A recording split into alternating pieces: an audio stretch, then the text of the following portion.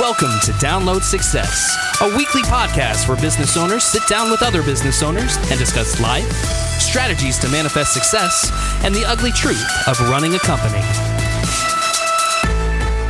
Are you ready? Yo, what up? My name is Chris, and I'll be your host for Download Success. Aside from Download Success, I'm also a business owner and entrepreneur.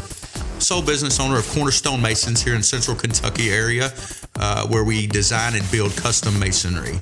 And I'm Phil, your co-host and executive producer of Download Success. But in real life, IRL, I run a full-service web design company based in Lexington, Kentucky, Click Factory. Well, welcome back to Download Success, our second episode ever. You can find us at downloadmysuccess.com. Go like, share, and subscribe. You know, this show is not just for people who run a business or entrepreneurs or those looking solely for tips on running a business. It's much broader than that.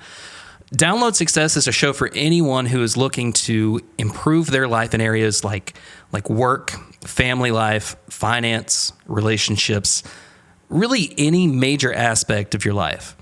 We wanted to put together a show that everyone can relate to on some level and pull something of value from each episode.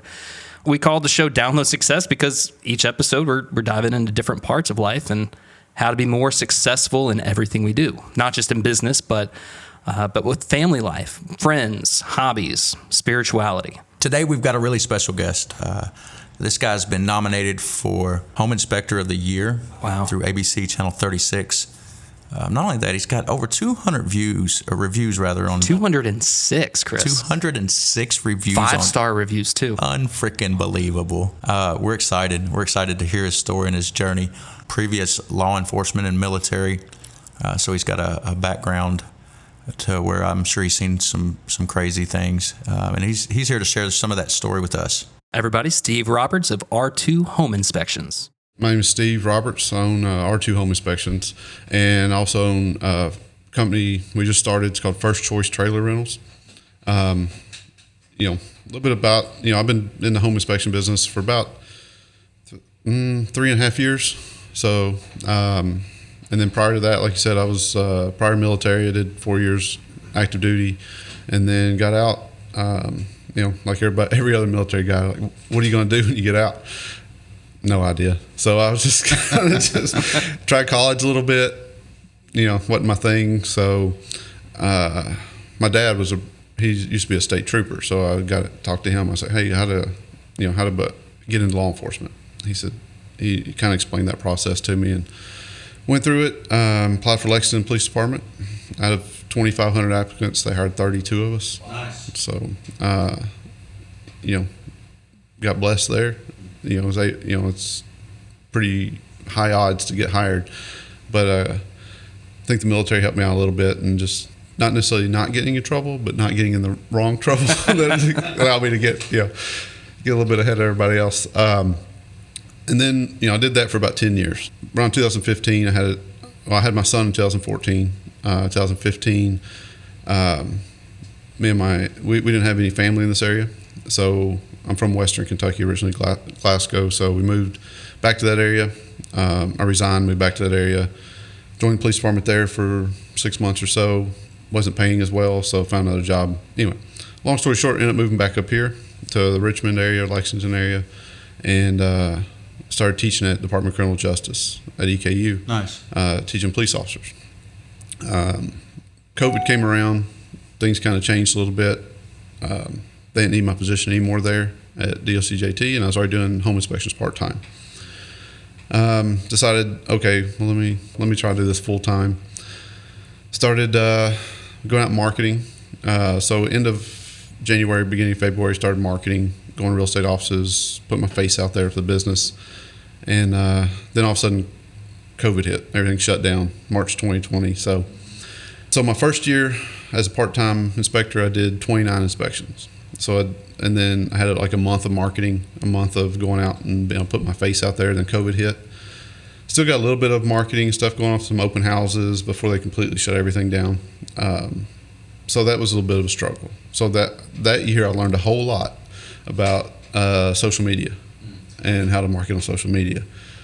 So I went from 29 inspections that year to 150, a little over 150 inspections. Nice. My second year, Cool. just going full time. So I mean, that was great. Doing that many inspections a year, that's just about $50,000 a year. So that's a year's salary. So I was like, well, okay, maybe I can know how to do this. So following year, still continued doing the same social media marketing things I was doing before. Still COVID was going on, so still wasn't able to go out and do the face-to-face. I mean, it was letting up a little bit, but not as much. So continued to do that. Last year I did over 300 inspections. Wow. So it doubled. And then this year I'm looking between 350 and 400 Nice. on pace for. Wow. So, but I've also, since COVID's been lifted up, I've gotten to do marketing face-to-face. And so that's kind of, and then recently just started this new business just to rent trailers to the do-it-yourselfer. Let's talk about face-to-face, and I know that that's so important for the business that I'm in, and it always has been. And I know, just getting started in a business, there's just a lot that it entails, right? As far as my time, it's a hustle and grind. But what's really important for me is to go out and meet each one of our customers. We do a lot of marketing online and different social media platforms, which is brings phone calls in, but I still like to go out and touch. We were talking about touch, and just to be able to put a face with a name or a face with a voice, because ultimately what we're trying to do is establish relationships, right, to where they're going to call on us later on down the road, that they know that they can trust us, and then vice versa. Whenever I'm talking to these customers, and I think that it's so important on relationships in general, and be able to touch, right, to say, what, can we move forward, or should I go a different direction? Because not everybody's not for everybody. Let's just be honest. And then, two, because it sounds like you did a whole lot in a short amount of time, which is where Philip and I were when we first got going. And I too had a son 14 months ago, which kind of slowed me down for a minute. But and you're now 3 years in. It's kind of balanced out for me a little bit, but I had to go through some things to learn where to strategically add balance. Right. So with my family and in my personal life, and then with work, because it consumes us, I think, once we get going, and then going into it not understanding what in the world we're doing. So we're figuring it out as we go. Absolutely. Can you elaborate on that just a little bit, on how you've implemented balance in your life? Yeah. So, like I said, when I was starting out, I didn't know anything about. I never owned a business before. I never, this first business I ever owned. I was like, I don't know what I'm doing. Went to school. They taught us a little bit about marketing and how to run a business and things like that. So everything I've done up to this point has been self-taught. I didn't go to business school. I didn't do any of that stuff. So, just reaching out to people I know, a few connections here and there, and just research. Google's your friend sometimes. So That's what I keep saying all the time. Yeah. So the thing with marketing is I've learned over the last few years is you've got to figure out what works for you. If you have a business that everyone needs, or everyone needs at some point, more often than not, you're going to use different types of advertising. You're going to use radio, television, billboards, absolutely, things like that. Was for my business, that's not really applicable, because I'm more of a niche market. People don't call a home inspector unless they're buying a house, and sometimes selling a house if they want it inspected and to get it prepped before they put it on the market. So most of mine are buyers. So if you're not buying a house, home inspection is really last thing on your mind. Mm-hmm. So I had to figure out, okay, how am I going to market to those people? So it's just going out, and you can do all the social media marketing you want, but if you don't put your face with the name of your business, that's right, and build that rapport and that relationship, yep, people aren't going to want, especially in the real estate business. It's a lot of times home inspectors are looked at as the deal killer, quote unquote, because we come in and we're not there to necessarily kill the deal. We don't want the deal to fall through. Our job is to report on what's there. Mm-hmm. We didn't put the flaws in the home that's there. We're just saying, hey, this is what you're buying. It's an information-based report, basically. And a lot of times it gets a negative rap because of that. So it takes a lot of, so if a real estate agent comes out and says, we can potentially not necessarily kill their deal, but make them work a little bit harder, because the client may say, okay, we don't want this house, we want to look at another one. So now they got to work a little bit harder. They've done all this paperwork, and I get it, it's difficult. Sure. But it got to have that fine balance of building that rapport, building that relationship, so they understand, okay, this is what we do. We're not here to make your job harder. We're just reporting on what's best for the client. And to also address or to be able to trust your assessment of whatever's going on, right? And I think that we run into that a lot with Cornerstone Masons as far as going out and carrying ourselves with integrity, which I'm sure you can probably relate to, because we've got some guys that aren't just let's be honest, they're not necessarily as honest as we would like them to be. So for me, and it gets frustrating for me, and it may get for you too, I do need to put a face with it. And I need you to understand that I'm being as honest as I can be, and I know what I'm talking about. Right. So for you to be able to come in and assess a situation in a home, I think for me it would be important for you to understand that I'm giving you my best, right? And it's one of those things you have to have people skills. And if you don't have people skills, it's very difficult to make it in any industry, especially as a self-employed or a business owner. Because, I think law enforcement's given me that, ability to be able to speak to people at different levels, depending on where they are and how they grew up or socioeconomic status or whatever the case may be. You can go to one part of a town and you have to speak to people a certain way, or you can go across the street one block over and it's a completely different environment. That's right. So, being law enforcement, I had to do that constantly. So always talking to different sectors of people.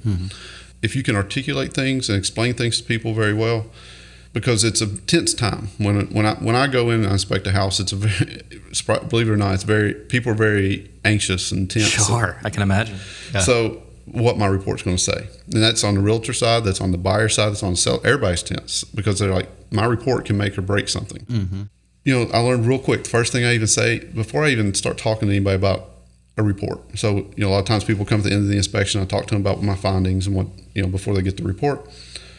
Very first thing I even say to anybody is this the first house you've ever bought? And depending on their answer is how I present the report to them. So if they say, yes, this is the first house I ever bought, I know, okay, their anxiety level, I have to explain things differently to maybe de-escalate or bring it down a little bit. I like or so I don't escalate it. First time home buyers, they don't know what to expect. You tell them that, you got cracking in the drywall, which is 99% of houses have some kind of cracking in the drywall. They don't know that that's normal. So you have to explain that differently than someone that's not necessarily a seasoned, but they've owned a house, so they've owned a couple houses. That's normal stuff. They know that. Sure. So it changes my mentality on how I speak to someone, and that's just having people skills. You got to have people skills. So those I love it. That's great. We're talking about strategies of manifesting success, right? And then just dealing with people in general. We were talking about before we went on air that how sometimes, and I can be difficult. I'm not above the law. I can be difficult. So I think that it's very important, and I learned that at a young age too, growing up. To be able to be almost a chameleon to fit in, which has been an asset for me as a business owner, because now I grew up in east end of Lexington, and for a long time, it was difficult for me to sit down and have a conversation with a police officer. Let's be honest. Yeah. To a point to now, over the years, I've been able to. God's molded me and pruned me to the point to where now I'm not. It used to be a self-defense or a defensive mechanism to where now it's a working part of my brain. And like what you were talking about as far as utilizing it as a strategy to come in and make a person feel more comfortable, right? To not escalate a situation. And it's not something that comes naturally, like you're saying. It's a skill you have to learn over time. And it's not that I'm being fake. I'm trying to be genuine and relatable to the person I'm speaking with. Because I've seen people that I've talked to and they adjust. Like you said, sometimes it's the chameleon or whatever. It's not really. You can tell they're not being genuine. They're trying to fit in, and they're trying to say, okay, what you want to hear, and that's there's a fine line between telling somebody what they want to hear and and giving them the truth, but being genuine about it without creating an issue. Absolutely. Yep. Let's touch on this real quick. I know one of the questions here was, how do you adapt to change both on a personal level and as a business owner? And I think that I can see the relation as far as the people building personal relationships and then just being genuine with people in general. But that had to be a crazy transition from the military aspect of your life to the law enforcement, now to home inspection. Yeah. It was a huge transition. Being prior military and law enforcement, you had, lack of better words, it's kind of like an alpha position. People don't call the police because they're having a good day. They're like, hey, we're having a barbecue, come on over. That don't happen very often, right? It's like, hey, we're having some issues, we need some help. So, as law enforcement, you got that take charge mentality. You're that, hey, I'm here, you call me, you can't deal with it, now I'm going to deal with it type situation. You got that mentality. And that's, even military is the same way. Military is very alpha, very, hey, I'm top dog, and that's just a mentality in the military. It's, you have to be that way, because they break you down and they build you back up to be the most confident person in the world, and sometimes you have to catch myself saying, okay, bring it down a little bit, because, not everybody has the same mentality as military or law enforcement. So it is probably a different type of exhaustion. I know that you said that there was always a lot of negative energy when it came to the law enforcement side, and I can see that, which for me would completely drain me mentally and emotionally. And then you go into the transition of business, right, and being a business owner, to where, and people can still be draining, but I think the transition into being a business owner, the exhaustion probably for me, it stemmed, for example, being out in the field laying brick for 30 years was really physically demanding. Coming out of the field a year ago to come into the business aspect, the business side of this deal is a lot more mentally, emotionally, spiritually draining, right? It's exhausting on a totally different level, to where so you pick your hard, right? But we were talking about how, being a business owner, and I want you to kind of touch on this a little bit, Steve, if you would, going into business, thinking, we were talking about how everybody wanted to be in business, and I think what's attractive is the freedom that I thought came from being a business owner, which isn't necessarily true, especially in the beginning. Right. And then the financial aspect of it, right? Because when I first went into business, and then you can share a little bit about this, maybe where you were mentally, I thought, well, you know what? In the next couple of years, I'm going to be sitting in Cancun with my toes in the sand, sipping on margaritas. Yeah. And that's not the case. I mean, it was the complete opposite. Did you go through some of that? Yeah, absolutely. It's, not going to business school and not really understanding the side of business. I'm like, you see all these people that are business owners, are like, and everybody's, they're on Facebook, they know people own businesses, and they're showing their vacation pictures, and they're showing all their, we're at the beach, we're at Disney World, we're, traveling, but they don't realize how many hours they put in to get to that point. That's right. And that's, it's not like most people see, okay, I'm working 40 hours a week or 50 hours, whatever, for somebody, right? Yeah, you got that guaranteed paycheck. You've got guaranteed health insurance. You've got all these perks that come with working for someone else. Yeah, like you say, you can have more freedom, but you also have, an average business owner works 60, 70, 80 hours a week behind the scenes. Sure, absolutely. Even you, like you said, you lay brick mason for, as mason for several years, but when you get to owning the business, they see the physical labor done, but they don't see, okay, I had to schedule this, I had to order the brick, I had to order, I had to coordinate everything, I had to find people to work, I had to, pay, buy the product, I had all this stuff behind the scenes. It's never ending. I mean, you could sit here and continue to go on and go on and go on, because, and I think that's what the point that I wanted to get to. All the things that are done behind closed doors, and we deal with people on a regular, customers, and it can get frustrating because they don't understand the legwork that goes in behind us being able to provide a retaining wall for you. Right. For Steve, in your case, for you to be able to provide this inspection, the things that you had to go through to get to this point, the schooling that you had to go through to be educated to the point to where you can give a precise assessment of what's going on here, right? It's just, we can give you a great product because I've spent my whole life, let me keep it on me, I've spent my whole life perfecting this trade. Right. And then, sometimes we get some kind of resistance on pricing and this and that. And I struggled with that whenever I first went into business because I want to be fair, man. I want to be fair and almost too fair to the point to where in the beginning it affected us financially because we would go in and do it for, Philip, you can, confirm this, that we would go in and do projects where we were just breaking even because I'm concerned about whether or not you can afford this. Well, if you can't afford this in our business, then you probably should be searching somewhere else. Well, I saw somebody broke it down. I seen on social media somewhere. Hypothetical numbers. Say you're doing a job and it's $1,000. Okay, somebody comes and says, well, that's expensive. That's a lot of money for what the work you're going to do. Okay, you're right. It is a lot of money. I don't disagree with you. But they're like, well, I don't want to pay that. Okay, that's fine. They're like, and then it's like, well, I'll make you a deal.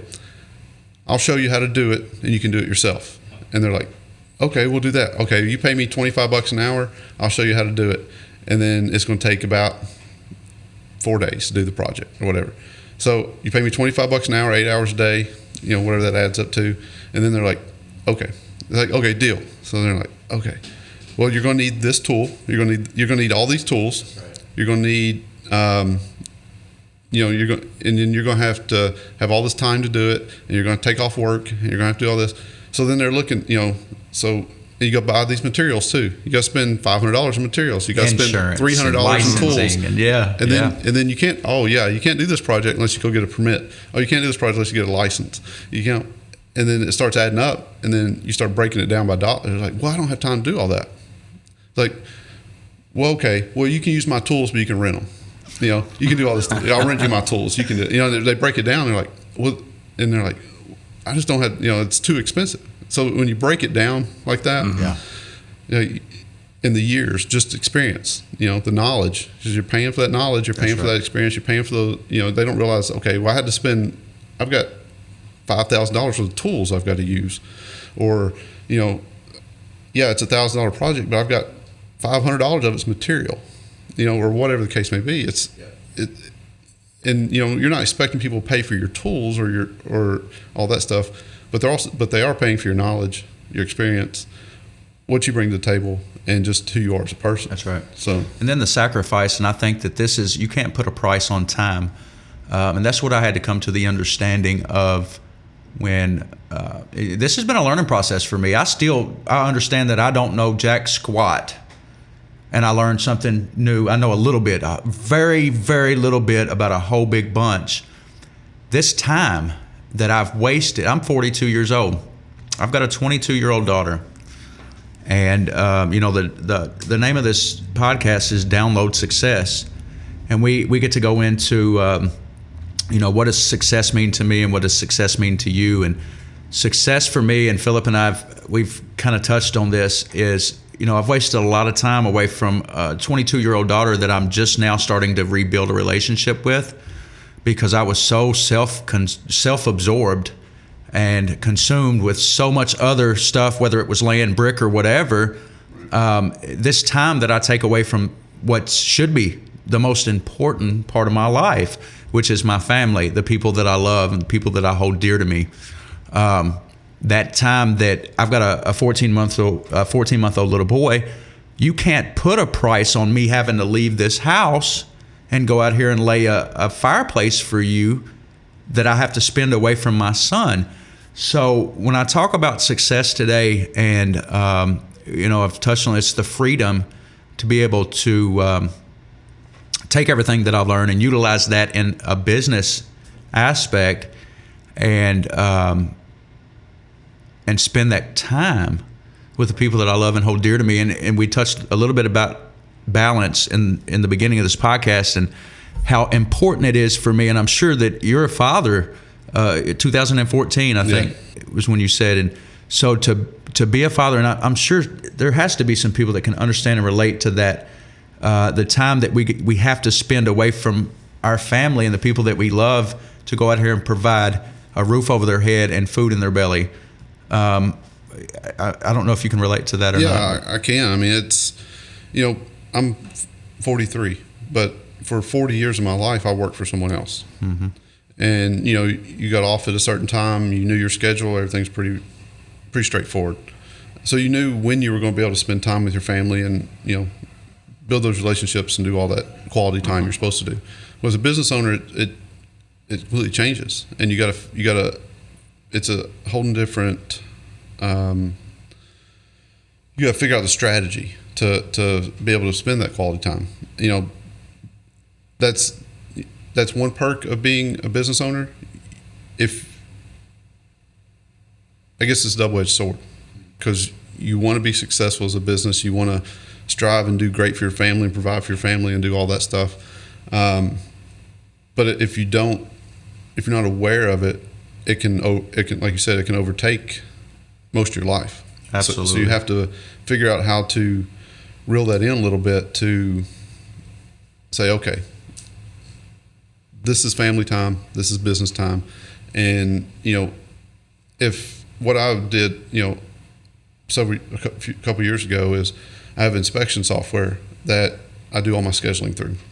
So, and it allows me to put out, if I want to, I can put in blackout days or times, specific times. So if my son has a soccer game or if he has, a school event or something going on, I can block that time out and say, okay, nobody can schedule, because I have online scheduling, so nobody can schedule online.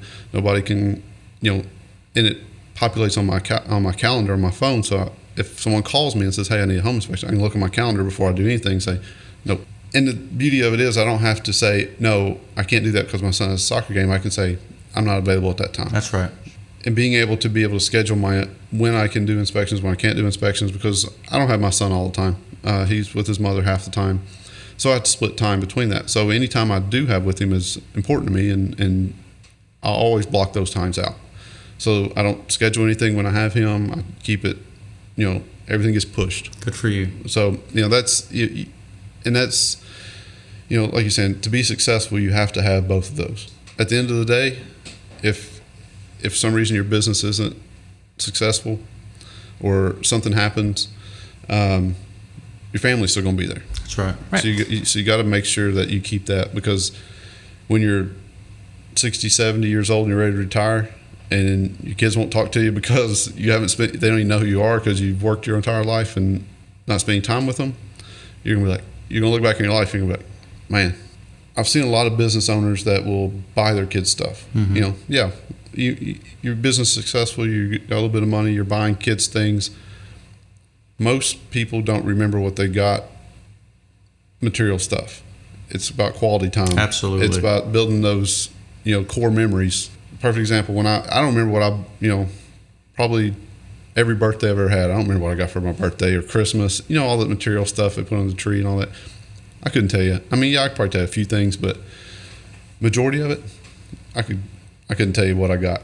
So, but I do remember quality time. Like I'd go fishing with my grandmother when I was younger, just, or, sitting in the backyard and just relaxing or playing or throwing football or whatever, just simple little things you remember doing with your family over the years. There's different types of success. You can be successful in business, which everybody wants to be as a business owner, but you got to figure out, okay, I've got to spend quality time with the people that I love and people that love me, because you only got to have a small amount of time to do that. That's exactly right. Because when they turn 18, most kids go on their own, do their own thing. You only got a few years to build those core memories, and so that's kind of what I focus on, is I got to build core memories, because when I'm old and feeble and they got to make a decision, okay, am I putting him in a nursing home or can I help take care of him? I'd really rather take care of me than put me in a nursing home.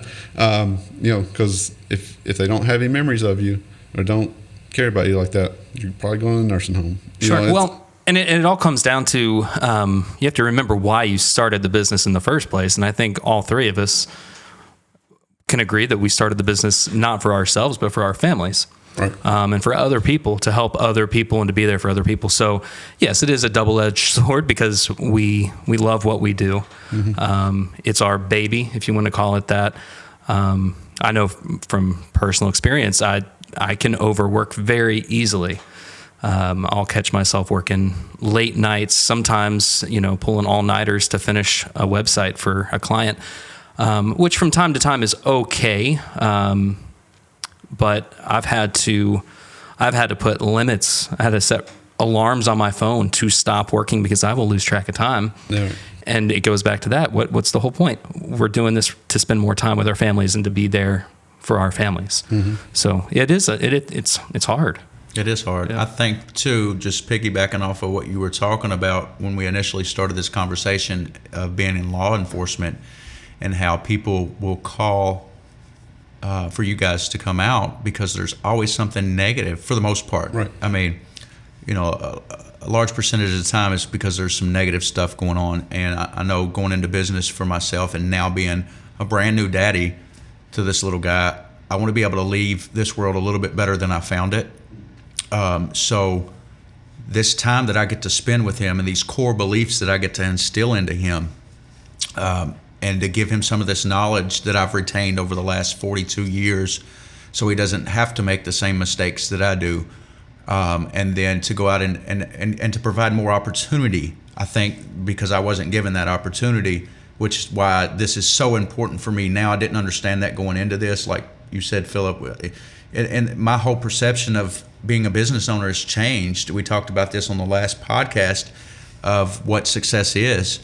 And it's to be able to be in a position to provide an opportunity for my kids to not struggle as much as I did, and then to instill these core beliefs into them. And if I'm so consumed into my business and what you want as a customer or what you want as a customer, I'm not focused on what's really important, because we can't take any of this stuff with us when we go. But what we can leave behind is our beliefs, our core beliefs, and what it looks like to be just a better person, to love on people, right?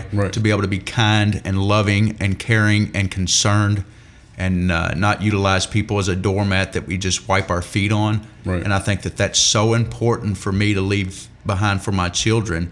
The business now at 3.5 years in, because we do show up and do what we say we're going to do, we've built relationships. We've created a reputation for ourselves to where it's almost on autopilot. Right. And and that's the thing, if you get entangled in your business too much, everybody has their own beliefs and core values and things that they've learned throughout life. If you don't take time to instill those in your family then with the way society is today, with technology and instant information and instant gratification, all that, someone else will put those core values in your family. And then when your child is grown or an adult, you won't even know who they are. It is difficult. I think balance for me has probably it's getting better and it's getting easier as I go. I think my priorities change. And then, just initially going into business, we're so focused and driven on making sure that this thing succeeds and we don't fail in this area. And I think that there was a lot of fear of failure in the beginning of whether or not, and then that was short-lived though, because it got to a point to where, the demand was there.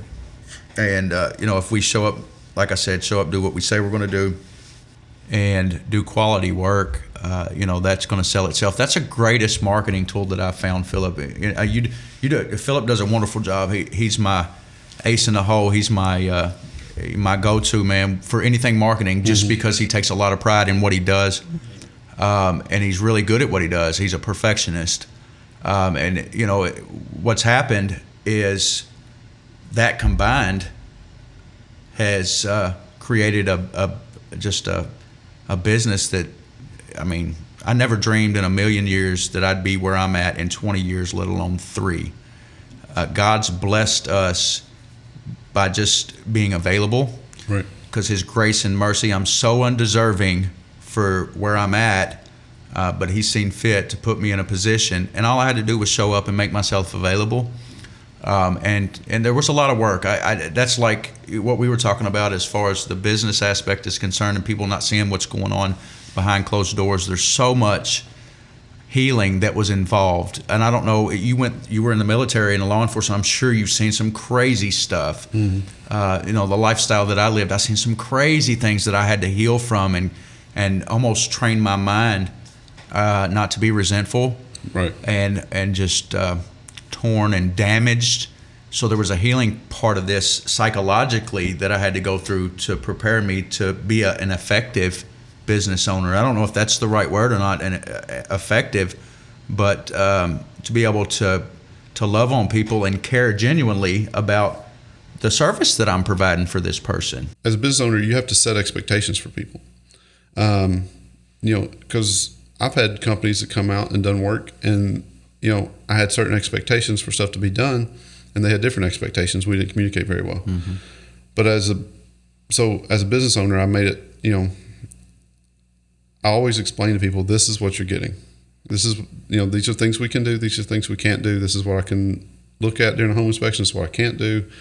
So, setting those expectations early and letting people know this is, it helps build that rapport, that relationship.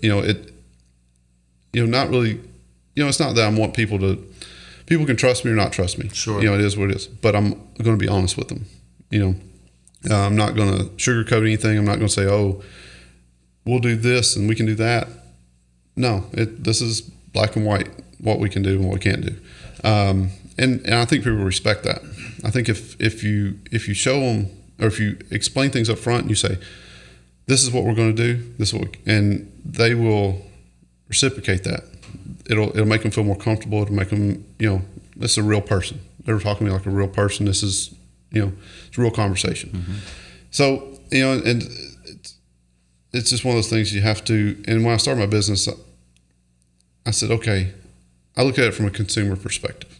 So if anyone's, if anybody's listening to this, if they ever want to start a business, biggest advice I can give you, anytime you market or talk to people or do whatever service you're providing, look at it from a consumer perspective.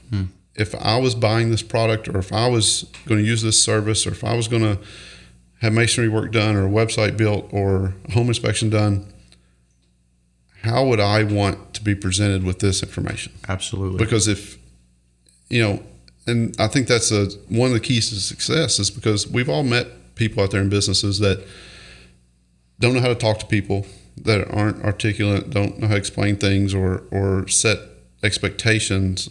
And that's one thing I was like, okay, if I'm hiring a home inspector, what would I want to know? What would I want looked at? What would I want to, what information, how would I want to be presented with this information?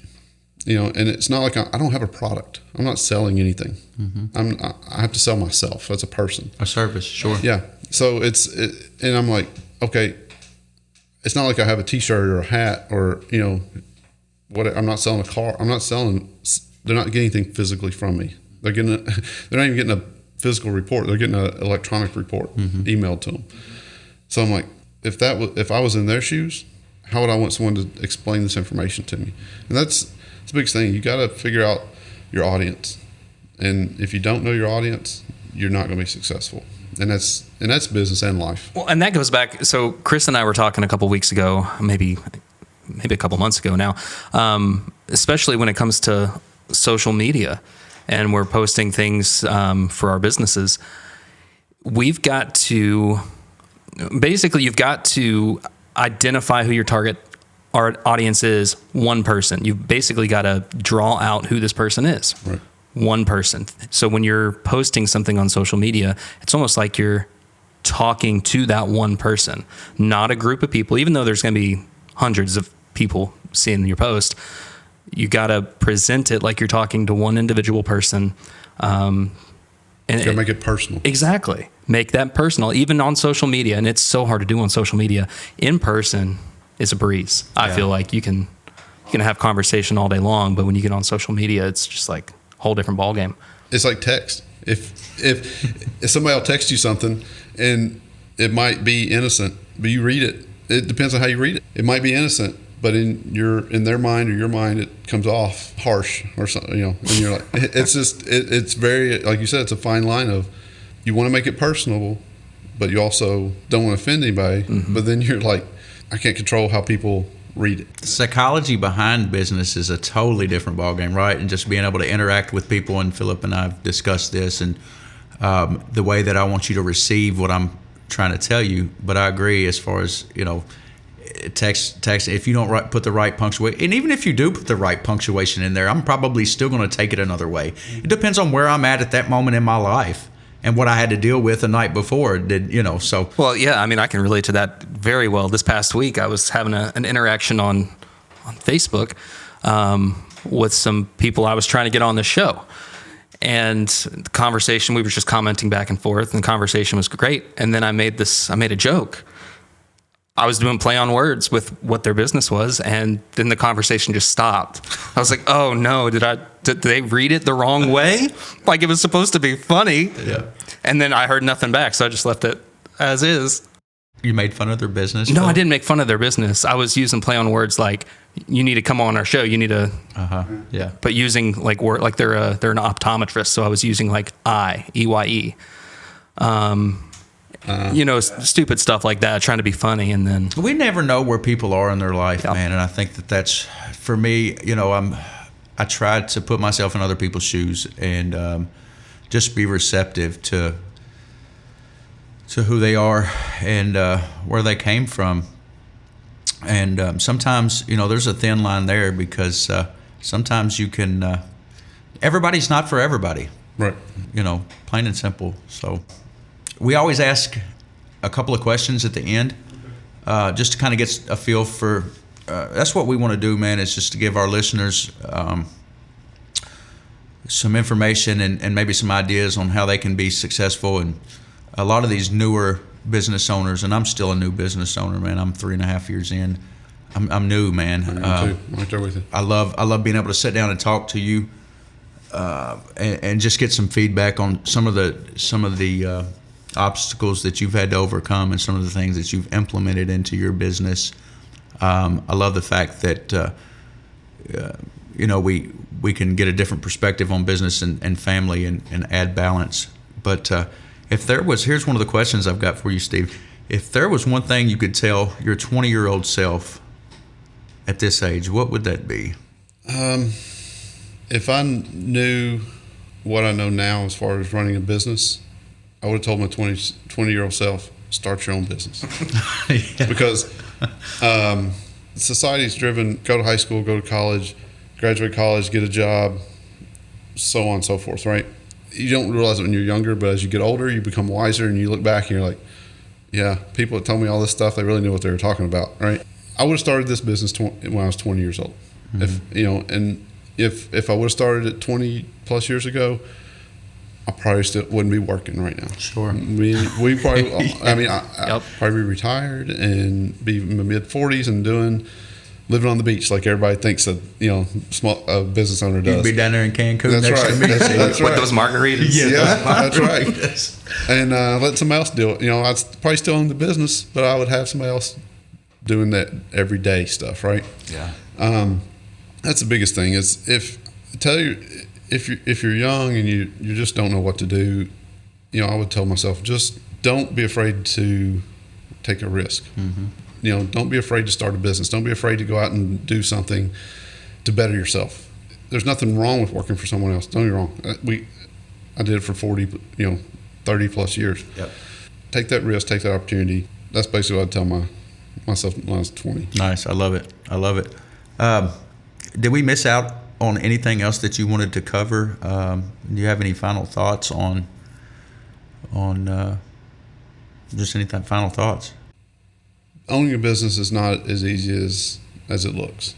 I mean, Preach. Yeah, just make sure if you're gonna start a business, just do your research. Make sure you understand what all entails. Mm-hmm. There's nothing, no greater enjoyment of owning a business and working for yourself, but there's also no worse fear and difficulty of working for yourself. So, like you said, it's a double-edged sword. So you're the master of your own future as a business owner. So it depends on how much you go out there and hustle and That's right. and want to be successful. If you're going to do it, take the risk, but just know what it entails and push yourself out there. And go all in. Yeah. All in. I love it. One last question. Where can our listeners find you online, Steve? A couple places. I've got a Facebook page, R2 Home Inspections, and then I've got my website, r2homeinspections.com. You can do online scheduling through that. So if you don't want to make a phone call and talk to me and schedule, you can do it online. You can give me a phone call, 859-979-4040. We'll get you scheduled for your home inspection and get you taken care of. And if you need a trailer, give me a call. I like it. Well, Steve, I really appreciate you coming out and just sharing your story, a little bit of your story with us. I look forward to continuing to build a relationship. That's what I love about this podcast. We get to bring people in that we have no clue who they are, their business model, and just spending an hour or so with just some great people. And so we really appreciate you coming out and just taking the time out to share this with us and to the world. And look forward to continuing to build on this relationship. I appreciate it, guys. Yeah, Appreciate you having me on. Absolutely. Thanks. This has been the Download Success Podcast at downloadmysuccess.com. For more information on R2 Home Inspections, please visit their website at r2homeinspections.com.